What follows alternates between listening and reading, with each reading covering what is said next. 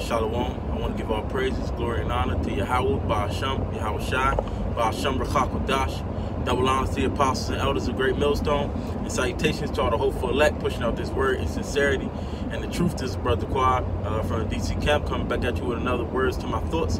And I'm entitled this, The Truth Hurts.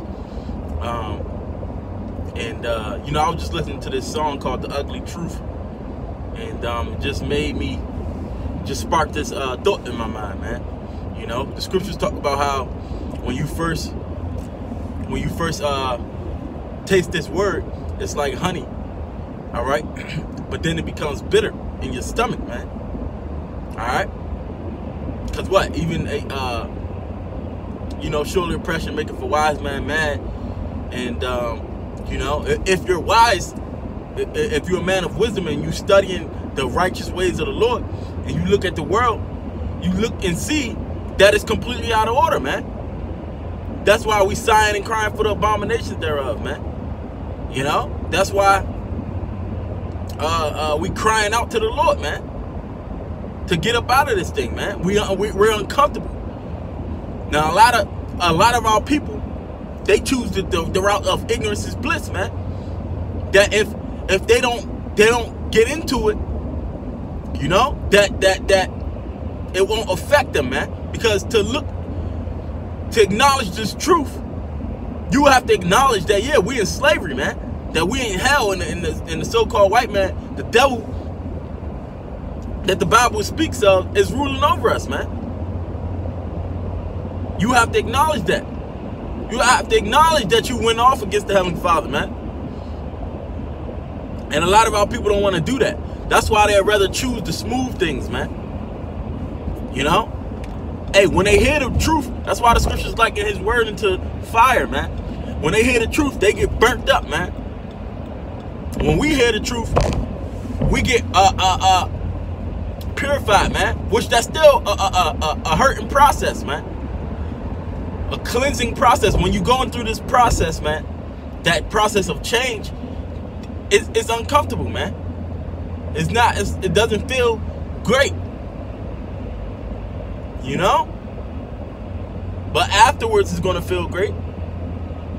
The Lord putting us through His chastening, it doesn't feel good, you know. It's going to feel good afterwards, man. See, a lot of our people, they chosen to accept the lies that came with this world, man, so that they won't have to feel the pain, man. That's why a lot of these people they come up against us, man, because they just rather Esau not come down on them, man. Which you got to go through the straight gate in order to get to that city. You know, you got to go through that passage, that narrow passage, in order to get to that broad city, man. But our people don't want to take that journey because it's too rough for them, man.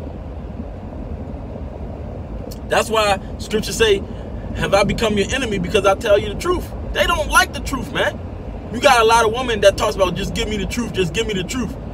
But then they can't handle the truth, man, because it crushes them, man.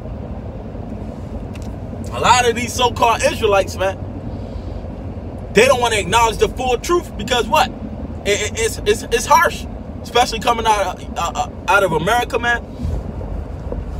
Well, we used to call it the nastiness of the scriptures, man. Certain things in the scriptures, it don't bode well for the mindset of this world, man.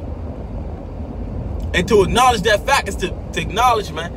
You know, they try to not attribute those characteristics into the Lord, because then they gotta acknowledge, man, that the Lord is a rough man. It's not all, oh, I can accept everything, anything and everything you do, man. You can't just come as you are. You know? That you gotta, because if they decide to say, well, I don't believe in that thing, which is clearly scriptural, then they will have to throw out the whole doctrine, man. They'll have to throw out their whole belief. But see, that hope, that belief in something is what gives Jake's comfort, man. So if they were to not acknowledge all of it, then they wouldn't have no comfort. See, our people are comforted in lies, man. They're comforted in lies. You know? Why? Because the truth actually hurts them, man. You know, the truth is good news unto us, to the righteous, because we know that it's going to be an end. But while we hear it and we have to acknowledge it, we are comforted for a while because we know it's the truth. But at the end of the day, it's still hell. You know? It's still hell. Hey, when the disciples, Peter and them, they told that multitude, man. The multitude, they said that, hey, you were the ones that hung the Lord up on the tree, man. You know, you got him slain. And what? They was pricked to the heart, man. Some of them was pricked to the point where they wanted to repent, man. And that's what the truth does to us. It hurt us, but we accepted it. We dealt with that pain. And then some they once they got pricked to the heart and they wanted to kill them, thinking that if they got the truth out of the earth, they wouldn't feel that agony, that pain anymore. And that's what a lot of these people gonna try to do to us, man. You know? Hey, but guess what? This truth hurts Esau more than anyone, because it's directly pointed at him, man. But when you dig deeper, it's going into each and every one of us, man. You know? But it's supposed to hurt, man. You gotta go through that hurt and that pain, man. You know? That's why we gotta endure. We gotta endure suffering.